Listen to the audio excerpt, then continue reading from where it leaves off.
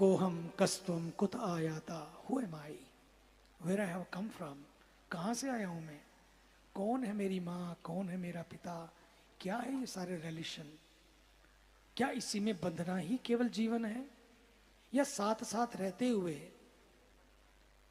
मुक्त हो जाना जीवन है। बस इस गुत्थी को जहां पर सुलझाया जाता है वो है हमारा करोली धाम,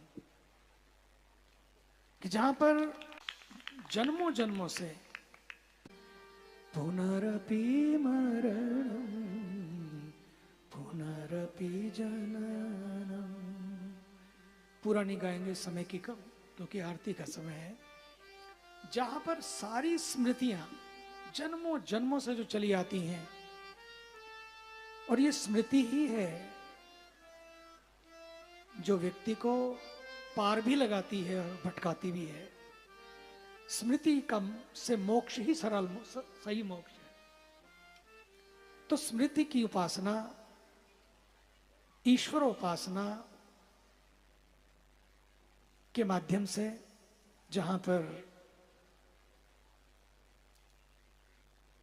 जीवन का लक्ष्य प्राप्त होता है, जीवन की पहचान होती है, और उन स्मृतियों को जानकर स्मरण के पथ पर व्यक्ति चल पड़ता है, और जीवन स्मरण है, सेवा है और समर्पण है।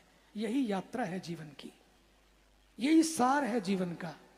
जिसने पा लिया उसने पा लिया, नहीं तो खो गया व्यक्ति, और खोते खोते ना जाने कितने जन्म चले जाते हैं और हम वहीं रह जाते हैं।